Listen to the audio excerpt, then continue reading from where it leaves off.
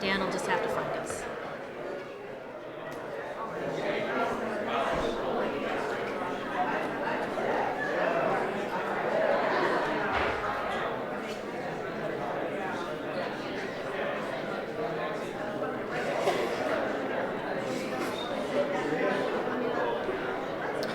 All right, good morning, everyone. We're going to start with number 248, We Believe in Christmas. We'll get everyone here. Yeah, we're starting.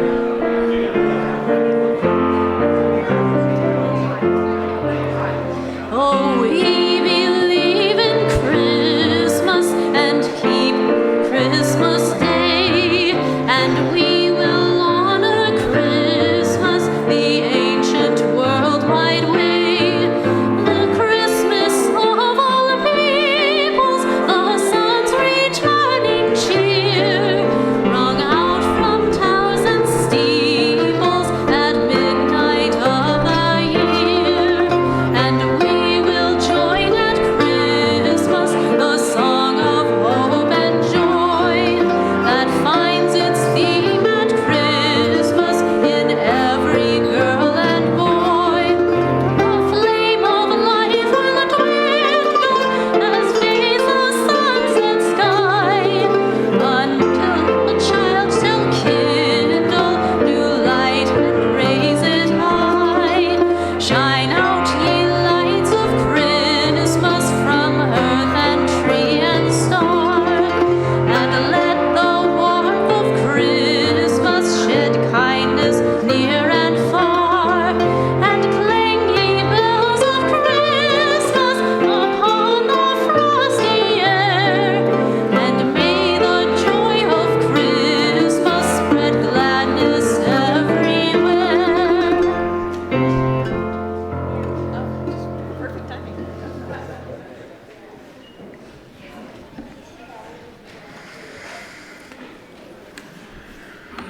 Good morning. Welcome to the Unitarian Universalist Church of Spokane, where our mission is to join together to create a nourishing, liberal religious home and to champion justice, diversity, and environmental stewardship in our wider world. Now, if you remember, we've changed. We used to say, or in short, to create community, find meaning, and work for justice. We're changing that to live justly. That last one, to live justly. So, create community, find meaning, and live justly. This was something that Lynn, I don't think she's here anymore, suggested, and I thought it was a good idea. So, we'll practice that. Or in short, to create community, find meaning, and live justly. And some folks probably like it the other way just as well, but thought it's a nice way to put the onus on ourselves rather than on others. Anyway, however you say it, glad to have you this morning. Welcome is always all that you bring with you, all of your uniqueness, your unique beliefs, your background, your lifestyle, your experiences, your differences, all that helps make you who you are is welcome here this morning, and this includes those of you who are, of course, in the room with us, whether you attend regularly or might be joining us for the first time, you're equally as welcome and appreciated. So glad to have all of you. And of course, we're also grateful to have the many of you who are streaming with us this morning as well. So thank you so much for being here, whether you're in person or online this morning. I do have one reminder. We're having a cookie sale, a holiday cookie sale, in the area in the back of the sanctuary. And there are some cookies laid out there, and all you have to do is take a cookie and leave a donation, or put some cookies in a package and leave a donation, whatever you want. It's on the honor system. I think there's a cookie jar back there that's empty that you can put your donation in. I think you can also scan the QR code and make a donation online if you didn't bring cash, because we want anyone who wants a cookie or so to have a cookie or so. But we appreciate your generosity, and thanks to everyone who brought cookies, as well as I think some of them were hand decorated by the kiddos, right? They will be. Oh, okay. That's going to happen before the between social hours. So when they leave after the tree trimming exercise, they will decorate cookies. Okay. You guys, you got to be fast, okay? So you can get as many cookies done as possible. This is going to be like a Christmas carol, you know, where you have to work really hard as children, child labor. Just teasing. Just have fun. Be creative. Just teasing. Okay, let's take a few minutes to greet one another before we get too settled down this morning. Feel free to walk around and say hi to some old friends and make some new friends.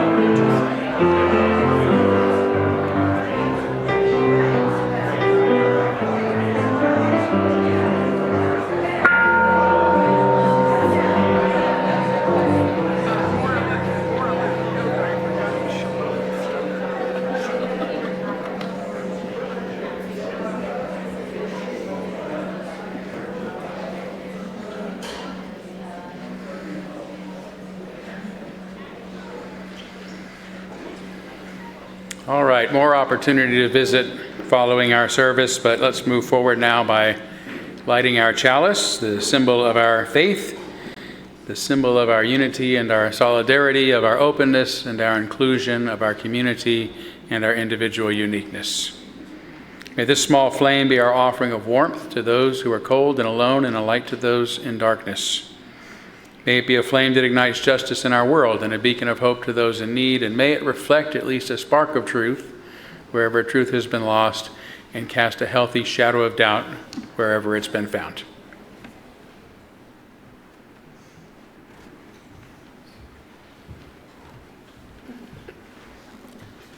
For the opening words, thoughts of Joseph Campbell. A ritual is the enactment of a myth, and by participating in the ritual, you are participating in the myth. And since myth is a projection of the depth wisdom of the psyche, by participating in a ritual in the myth, you are being put in accord with that wisdom, which is inherent within you. Your consciousness is being reminded of the wisdom of your own life.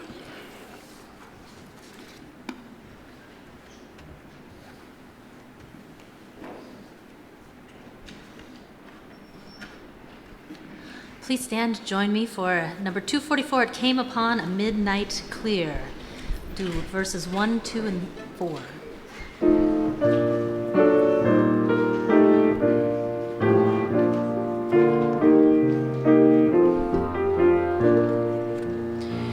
It came upon the midnight clear, that glorious song of old, from angels bending near the earth to touch their harps of gold.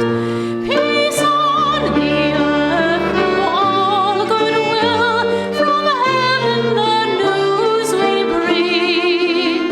The world in solemn stillness lay to hear the angels sing.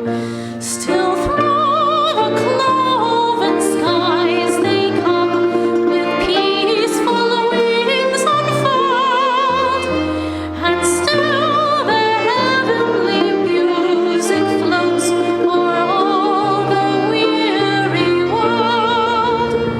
Above its sad and lonely plains they bend unhovering knee, and o'er its babel sounds the blessed angels sing.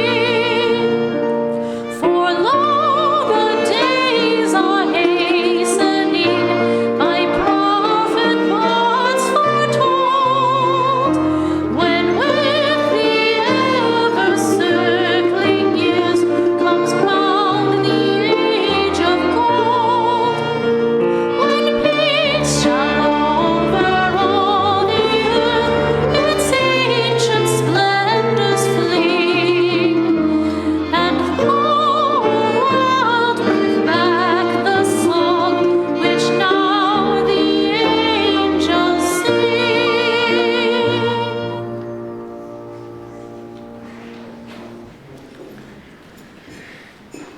Aren't we fortunate to have such a musical ensemble here this morning? Thank you guys so much.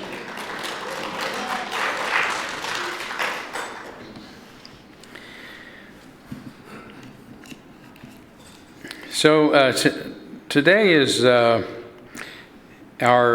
official Christmas service, because Christmas is going to be, our Christmas Eve will be falling on a Sunday this year. So rather than having services that morning, where people will probably not come because they'll be with family and friends and maybe out of town, we are going to have our annual, the service that we hold annually on Christmas Eve. It's actually called our Cosmic Advent service, because it celebrates the miracle of all life and all lives. And we do that with singing some traditional carols like we're doing today, right out of our hymnal, as well as readings from religious and philosophical traditions throughout time and around the world, and through a sort of candlelight Advent that allows us to reflect upon the meaning of life and being alive and the importance of every person. And I think that's indicative in many ways of Christmas itself. One of the things about Christmas is that as we approach, we start thinking about what do we want. And the most common gift that most people want the world over is peace on earth and goodwill towards others. And as we move into our candles of care, it's difficult to have this service and not mention how far off we are right now from that goal. We've been, from that dream, from that wish, we've been lighting a candle of care for well over a year now for the people of Ukraine and that region of the world. And now we're starting with the candle for the people of Israel and the Palestinian people who are facing terrible, unnecessary a disregard for life. And we're living in a backward country that doesn't want to help, or some at least don't want to help either of those groups properly. It's very difficult to have a Christmas service, and would be irresponsible if I were not to mention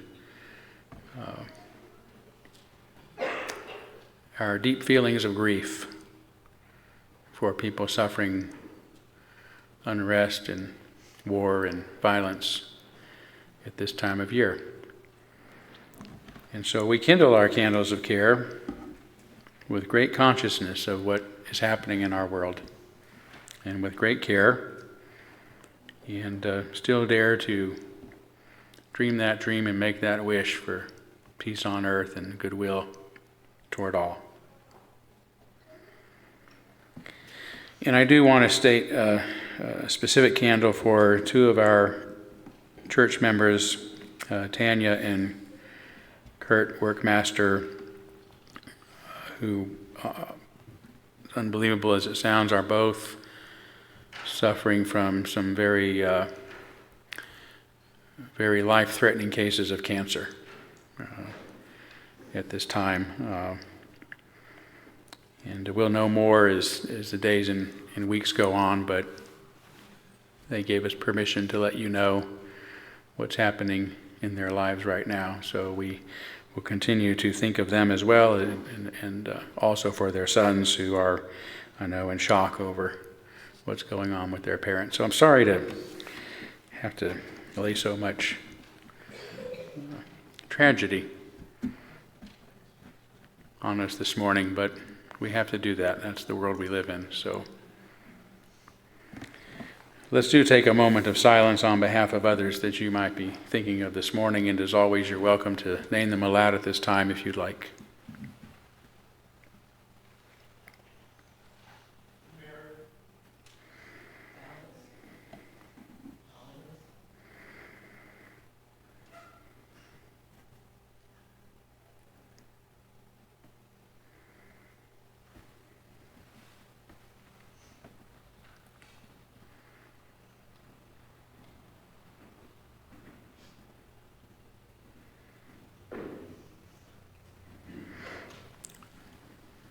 Those named aloud and those embraced in our silence, and all those who are suffering in our world at this hour, we hold in our community with compassion.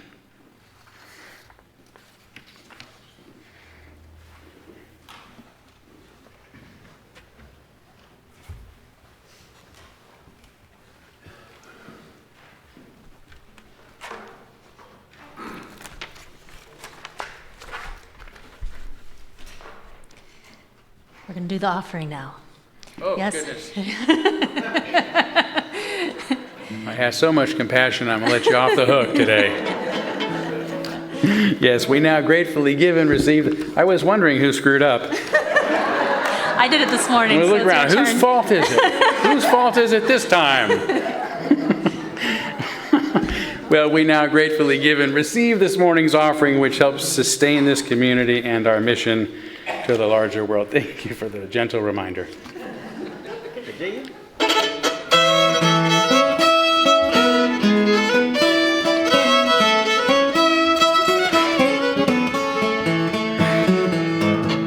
Christmas time's a coming, Christmas time's a coming, Christmas time's a coming, and I know I'm going home. And you hear the bells ringing, ringing, joy to all, and hear them singing. When it's snowing, I'll be going back to my country home. Christmas time's a coming, Christmas time's a coming, Christmas time's a coming, and I know I'm going home. Snowflakes are falling, my old home's a calling, tall pines are humming, Christmas time's a coming. And you hear the bells ringing, ringing, joy to all, and hear them singing. When it's snowing, I'll be going back to my country home. Christmas time's a coming, Christmas time's a coming, Christmas time's a coming, and I know I'm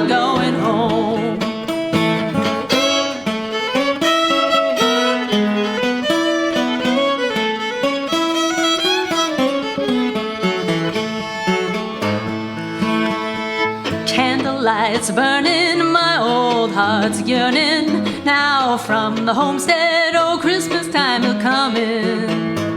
Can you hear the bells ringing, ringing, joy to all to hear them singing? When it's snowing, I'll be going back to my country home.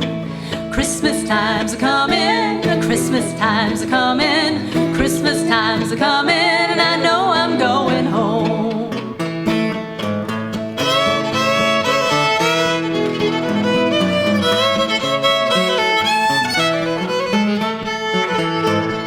Holly in the window, home is where the wind blows. Can't walk for running, 'cause Christmas times are coming. Can you hear the bells ringing, ringing, joy to all, I hear them singing. When it's snowing, I'll be going back to my country home. Christmas times are coming, Christmas times are coming, Christmas times are coming, and I know I'm going home. Christmas times are coming, Christmas times are coming, Christmas times are coming, and I know I'm going home. Christmas times are coming, Christmas times are coming, Christmas times are coming, and I know I'm going home.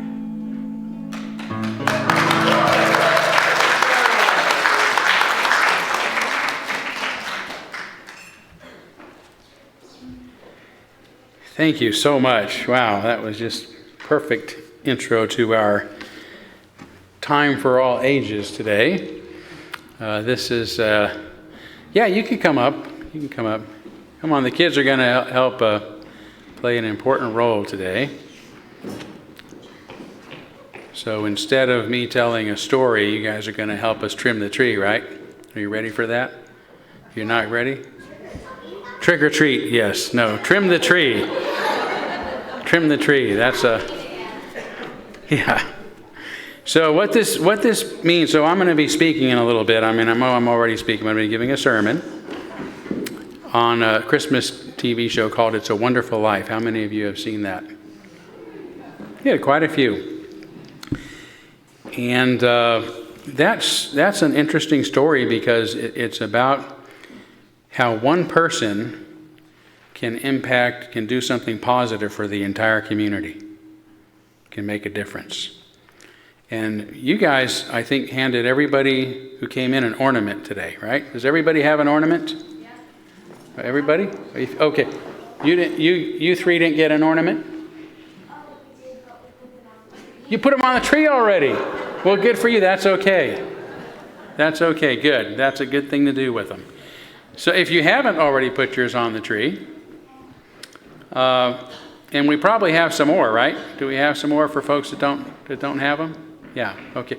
Would you mind let them have 3 more so they can, yeah, they're right up here on the, there you go. Raise your hands and Jeremiah will know. There you go. So now, normally it would take quite a long time to decorate a tree, right? Unless, you had some of Santa's magic and you could just touch the tree and it becomes decorated. That's not going to happen. But you have your individual magic, and you can all get up right now, take your ornament to the tree, and hang it, and we will have made a beautiful tree as a community in no time flat. So please, go trim the tree. Did you want to go trim it?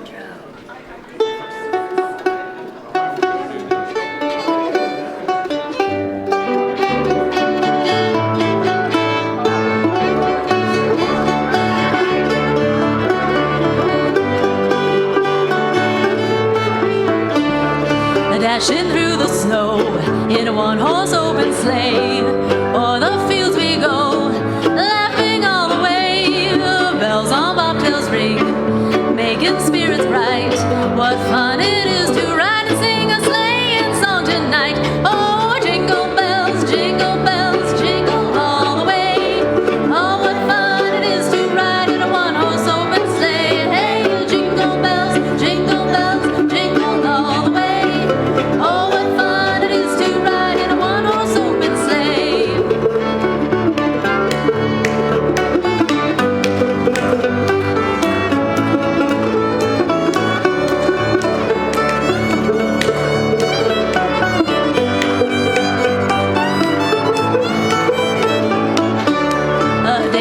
two ago.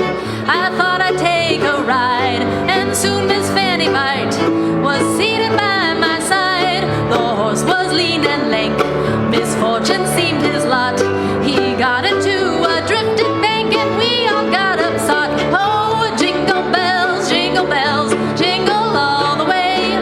Oh, what fun it is to ride in a one-horse open sleigh. Hey, jingle bells, jingle all the way. Oh, what fun it is to ride in a one-horse open sleigh.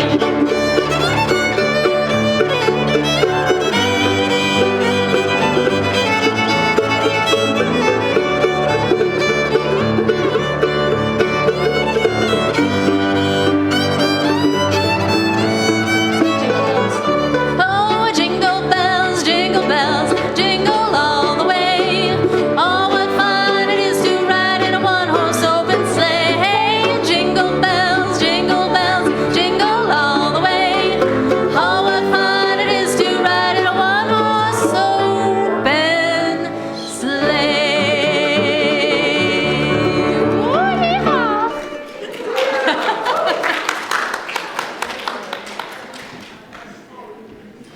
All right, thank you. Thank you so much. I mean, look at that tree. Just like that. It's got so many ornaments on it, it's leaning to the left, which is appropriate in this church.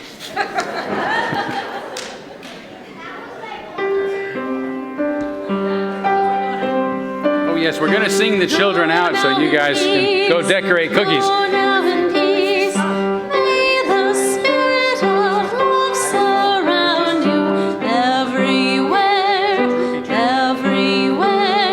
you may go.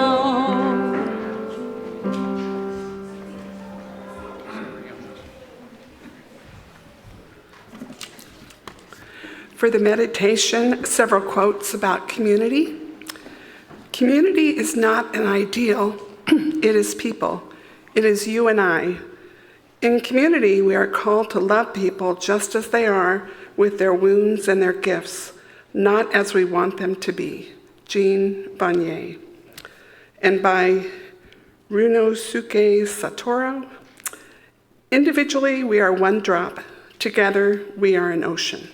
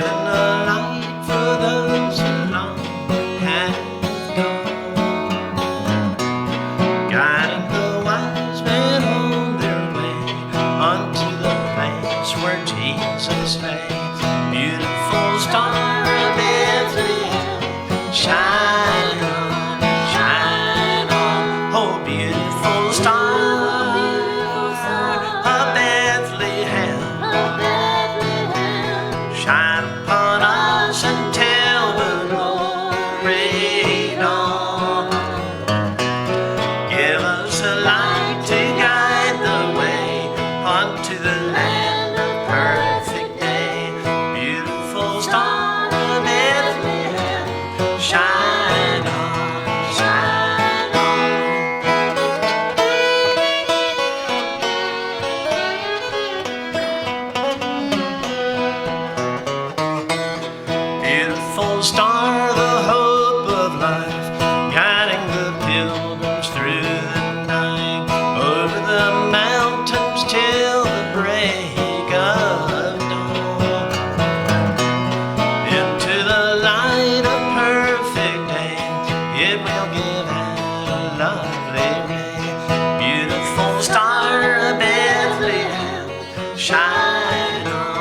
shine on, oh beautiful star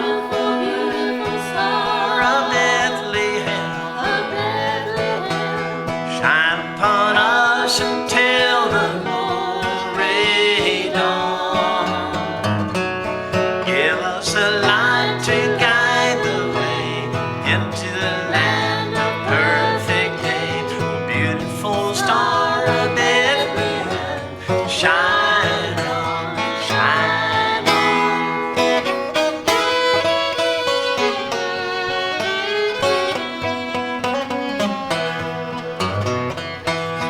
Beautiful star, the hope of rest, Father redeemed the good and blessed. Yonder in glory when the crown is won. For Jesus now that star divine, brighter and brighter he will shine. Beautiful star of Bethlehem, shine on, shine on. Oh, beautiful star of Bethlehem, shine upon us until the glory dawn. Give us a light to guide the way unto the land of perfect day. Beautiful star of Bethlehem, shine on, shine on.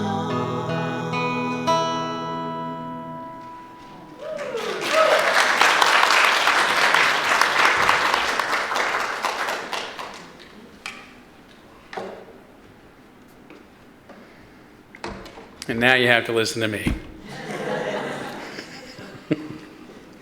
I'll do my best. I always say when we have guest musicians that the good news is I get to hear you twice, and the bad news is you have to hear me twice. But the title of my sermon is actually "It's a Wonderful Life." I think it's up there. It's not. It was a misprint in your order of service. I think we had last week's title left in there, but this is the correct topic for today. And I want to begin by mentioning one of my favorite sitcoms, The King of Queens. How many of you have seen The King of Queens? Oh, Evan, Dan has seen it. Oh, okay, people are mostly afraid to admit it, I think, because I think there might be a few. Anyway, The King of Queens stars comedian Kevin James, who's brilliant, and Lee Remini, and as Doug and Carrie Heffernan, a blue-collar working couple living in Queens, New York. It's no longer on. You can catch it in reruns. And they also live with Carrie's very obnoxious father, Arthur Spooner, played by the hysterical and sadly now late comedian Jerry Stiller, the same actor who played George Costanza's nutty father in Seinfeld and was a great vaudevillian comedian for those who've been around long enough to remember Jerry Stiller. And one of the funniest and most memorable episodes for me is the one in which Arthur begins watching famous movies that he'd never heard of before, including It's a Wonderful Life.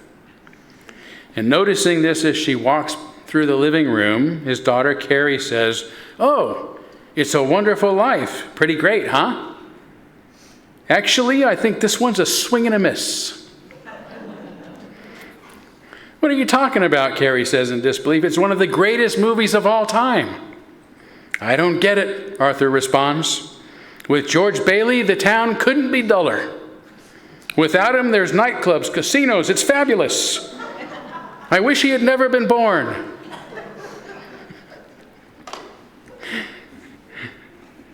So, goes to prove the point that art is always a matter of interpretation, which may be especially so of what has become director Frank Capra's most beloved and famous film. Following its release in 1946, It's a Wonderful Life was nominated for 5 Academy Awards, including Best Picture, Best Actor, and Best Director, which would have been Capra's 4th as director and his 4th Best Picture as well. His first picture to do so was It Happened One Night, released in 1934, which was the first film in history to win Academy Awards in 5 major categories: Best Picture, Best Actress, Best Actor, Best Screenplay, and Best Director. Any idea what the other 2 films have been to accomplish this? One Flew Over the Cuckoo's Nest and The Silence of the Lambs. So it took a while. Capra's other 2 Best Picture awards were for Mr. Deeds Goes to Town in 1936 and You Can't Take It With You in 1938. And despite its nominations, what has become Capra's most remembered movie didn't win a single Academy Award in 46 and was a box office bomb. It lost over $500,000, which was a tremendous amount in those days, especially considering that it didn't cost much more than $2 million to make. It was so unpopular that its existence quickly disappeared from the minds of most and would have remained in the scrap bin of forgotten films were it not for a mistake, a clerical mistake, made in 1974, 28 years after its disappointing reception by moviegoers. That's when Republic Pictures, its owner at the time, unintentionally failed to renew its copyright, which placed it in the public domain, and thousands of local TV stations around the U.S., eager for new holiday programming, began broadcasting it royalty-free, and they continued doing so for the next 20 years, which is how it became the familiar holiday classic it's now considered, which is sad for me because I am now older than a holiday classic. How did that happen? Today, however, thanks to a 1993 Supreme Court decision, Republic Pictures has regained its rights and has since given NBC an exclusive license to show It's a Wonderful Life twice a year. Mr. Potter won after all.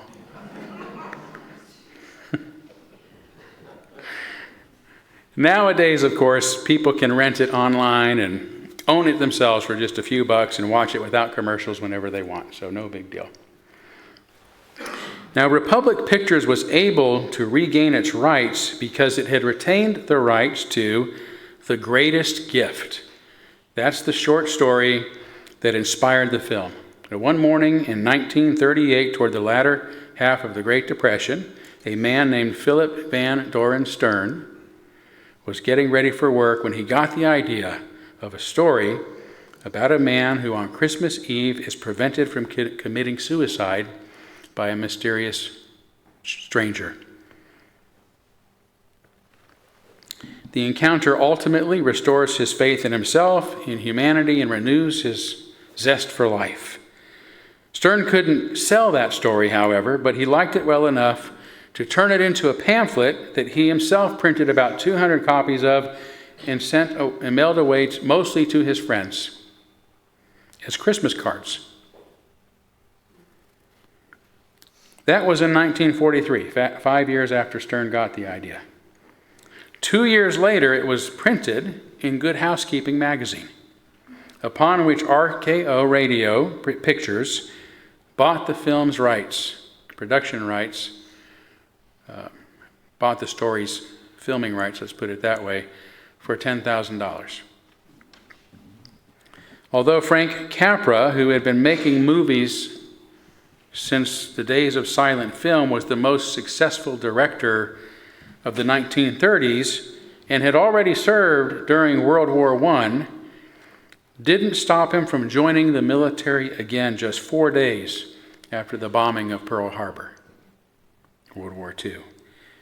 It then became his job to produce propaganda films to improve morale among the ranks. And he worked directly for the senior officer in charge of the Army, General George C. Marshall, who of course would eventually become President Franklin Delano Roosevelt's Chief of Staff of the U.S. Army and President Harry Truman's Secretary of State and Secretary of Defense. And despite being awarded a Distinguished Service Medal presented to him by Marshall himself, Capra was more than ready to come home and get back to his career. It was my first picture after being in the Army for about 5 years, Capra recollected. I was scared to death. I had not looked through the eyepiece of a camera at an actor in all that length of time. What would my first film about? Well, one thing he did know, he said, it certainly wasn't going to be about war. I had had my belly full of war, and I came out a perfect pacifist. So what would it be about? And this is where Stern's short story comes in. Capra worked for RKO, which again owned the rights. And according to Capra, 3 of its best screenwriters attempted to adapt the story, but he said they all missed the story's main point. They missed, as he put it, the idea I got when I bought this Christmas card. In about 9 paragraphs, there was this story. A man was a failure, was given the opportunity to come back and see the world as it would have been had he not been born. And he finds out no one is a failure. Well, my goodness, this thing hit me like a ton of bricks. So I wrote my own script, and that's the story of It's a Wonderful Life. 9 paragraphs are not much to base an entire feature film on. And Capra added a lot to the original story, but he never veered from its main premise. Instead of George Bailey, the Greatest Gifts protagonist is named George Pratt. And it begins with Pratt standing on a bridge, preparing to jump. I wouldn't do that if I were you, a quiet voice beside him said. George turned resentfully to a little man he had never seen before. He was stout, well past middle age, and his round cheeks were pink in the winter air as though they had just been shaved. Wouldn't do what? George asked sullenly. What you were thinking about doing. How do you know what I was thinking? Oh, we make it our business to know a lot of things, the stranger said easily. Before long, George admitted his true feelings. I'm stuck here in this mud hole of a life, doing the same dull work day after day. Other men are leading exciting lives, but I'm just a small-town bank clerk that even the Army didn't want. I never did anything really useful or interesting, and it looks as if I never will. I might just as well be dead. I might be better off dead. Sometimes I wish I were. In fact, I wish I'd never been born. The little man stood looking at him in the growing darkness. What was that you said? He said softly.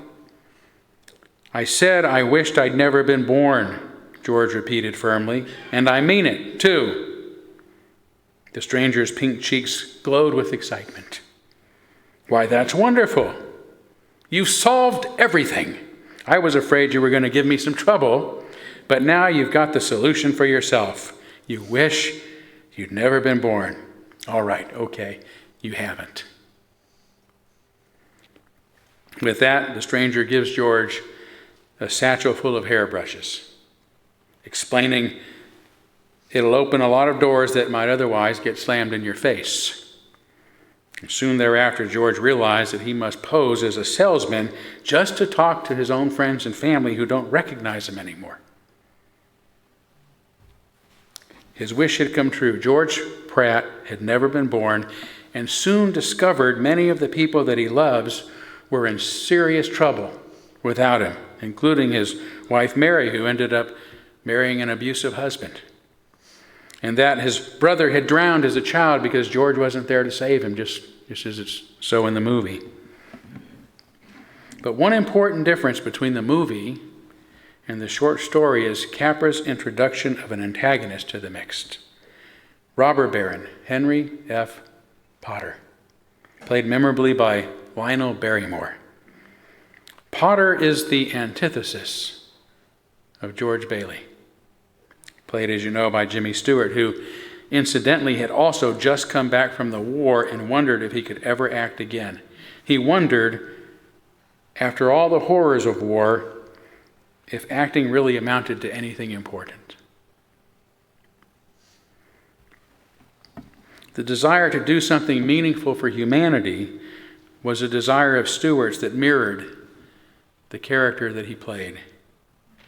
It was this underlying ethic that prevented him from becoming like Mr. Potter, a selfish individual who cared only for himself, regardless of how doing so impacts the welfare of others and one's own community. In one memorable scene, Potter invites George to his office to entice him into giving in to his own self-interest. "What's your point, Mr. Potter?" George asked. My point is I want to hire you." "Hire me?"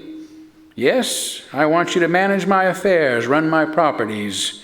George, I'll start you off at $20,000 a year."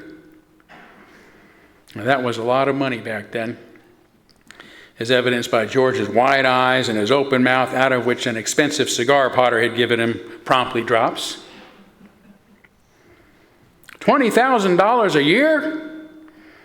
You wouldn't mind living in the nicest house in town, buying your wife a lot of fine clothes, a couple of business trips to New York a year, maybe once in a while Europe. You wouldn't mind that, would you, George? "Would I?" George says. "You're not talking to somebody else around here, are you? You know, this is me. Remember me, George Bailey?" "Oh, yes, George Bailey, whose ship has just come in," Potter says with a wink, "providing he has enough brains to climb aboard." Holy mackerel. "Well, how about the building and loan?" he asked, referring, of course, to the family business he's been trying to save for the benefit of the entire town. "Confound it, man, are you afraid of success? I'm offering you a 3-year contract at $20,000 starting today. Is it a deal or isn't it?"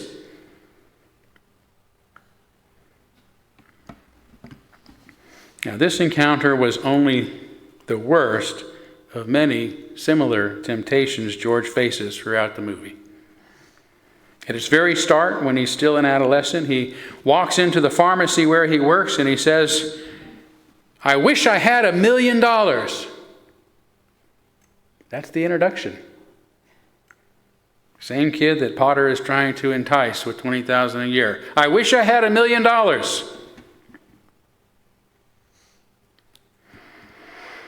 He then shows the latest National Geographic magazine to young Mary, who would become his love interest and later in life his spouse. "I've been nominated for membership in the National Geographic Society," he brags. "I'm going to go out exploring someday. You watch." And upon graduating from high school, he also tells Mary, "I'm shaking the dust of this crummy little town off my feet, and I'm going to see the world." George's greatest wish is to leave Bedford Falls and to become free and independent and successful. But each time he plans to leave, something gets in his way. His own sense of responsibility to others. His own sense of moral duty. His plans to leave must be delayed after his father's sudden death so that he can stay long enough to help get the family business stable enough. Upon completing this task and finally saying goodbye, Mr. Potter, a board member of his company, announces his plan to take it over. George protests, but he tells the board members, "Well, you can do whatever you want. I'm leaving," and he heads for the train station. Providing, that is, he has enough brains to climb aboard. Excited as he is to leave, he knows he can't. He discards all those wonderful little travel brochures he'd been collecting since he was a child and reluctantly turns toward town to settle down, feeling as if he'd finally been defeated. And George personally suffers each time he makes the same decision to put the needs of others before his own wishes. As a child, he loses hearing in one ear after risking his life to save his brother from drowning. His drunken boss beats him up after George saves him from making a deadly pharmaceutical mistake. When there's a run on the bank, he has to cancel his own honeymoon to attend to the needs of his community. George isn't made happy by doing the right thing. But happiness doesn't seem to be his main motivation, is it? Maybe it's his own integrity that drives him. Maybe it's his compassion for others. Maybe it's his sense of duty to his community. Well, Mr. Potter, I know I ought to jump at the chance, but I wonder if I could be possible for you to give me just 24 hours to think it over. Sure. You go home and you talk about it to your wife. I'd like to do that. Yeah, in the meantime, I'll draw up the papers. All right, sir. Okay, George. Okay, Mr. Potter, George says, shaking the old man's hand, after which he looks at his own hand with a demeanor of shame. He wipes it on his coat. All right, I'll now wait a minute here. Wait a minute. I don't need 24 hours. I don't need to talk to anybody. I know right now, and the answer is no. Doggone it. You sit around here and you spin your little webs and you think the whole world revolves around you and your money. Well, it doesn't, Mr. Potter. In the whole vast configuration of things, I'd say you were nothing more than a scurvy little spider. And he walks out the door.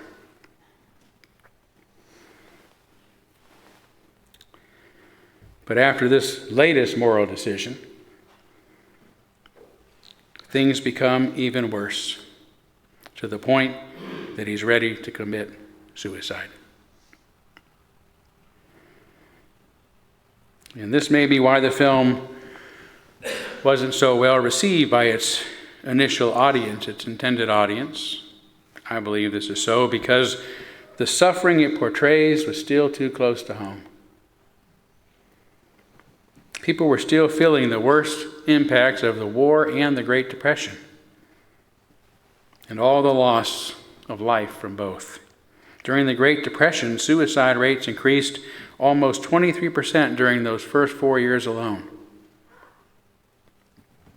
Portraying this on film may have still been too much then for most people to watch. Fortunately, George doesn't take that final leap, thanks to Clarence, a befuddled angel who is sent to help him. And we all know what happens then. George gets a chance to see what the world would be like had he never existed, which enables him to recognize his own value and to return to his life a grateful and happy man. Here's how it goes in Stern's original short story. He hurried down the hill and broke into a run when he neared the river. George was relieved to see the little stranger standing on the bridge. "I've had enough," he gasped. "Get me out of this. You got me into it." The stranger raised his eyebrows. "I got you into it. I like that. You were granted your wish. You got everything you asked for. You were the freest man on earth. You had no ties. You can go anywhere, do anything. What more could you possibly want?" "Change me back," George pleaded. "Change me back, please, not just for my sake, but for the others, too. You don't know what a mess this town is in. You don't understand. I've got to get back. They need me here." "I understand right enough," the stranger said slowly. "I just wanted to make sure you did. You had the greatest gift of all conferred upon you, the gift of life, of being a part of this world and of taking part in it. Yet you denied that gift. It being Christmas, and more importantly, because George had learned his lesson, learning how valuable his own life was, the magical stranger granted his second wish, and things returned to normal, and George happily returned to his family and his friends.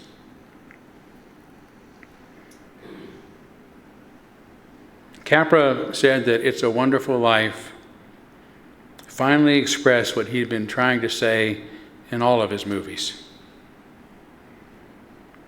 "But I had never heard or seen this plot used," he said, "in which a man was allowed to see how his little world would have been had he not been born. This was to me novel, new, and a wonderfully human way of pinning the idea down on the importance of the individual, which has always been the main theme of all my films.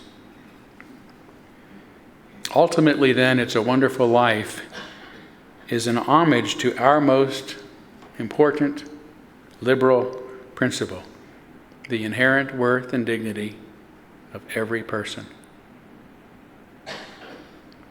But it's also about the kind of person we will choose to be. The selfish kind, who only thinks of oneself, or the kind who holds to the humanistic ethic that we each have the moral responsibility to do what we can to look out for the welfare of others. Upon realizing this, George is happy at the end of the film, even though he's returning to exactly the way things were, to the very same problems and stresses and challenges that he was ready to kill himself over. But now he runs back to town shouting "Merry Christmas" to everyone he sees. "Merry Christmas, Bedford Falls! Merry Christmas, Movie House! Merry Christmas, Emporium! Merry Christmas, you wonderful old building and loan! Merry Christmas, Mr. Potter! Merry Christmas, wonderful old drafty house!"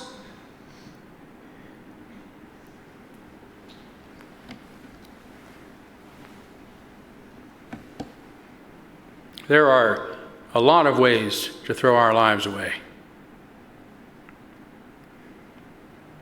Mr. Potter, George's alter ego, whom he would have become if we were looking forward instead of backward in the story.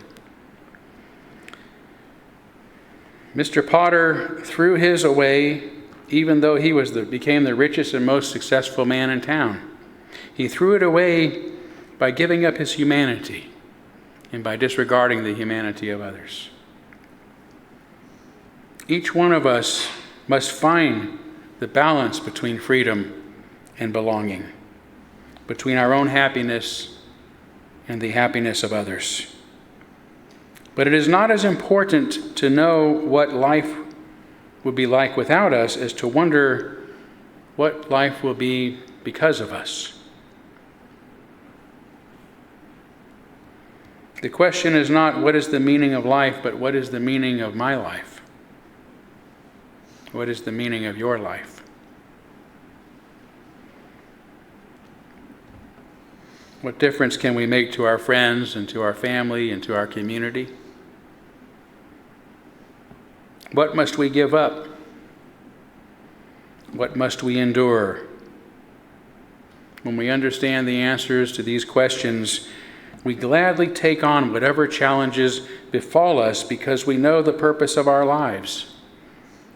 And that is the true source of our wealth and of our happiness. Merry Christmas, UCS.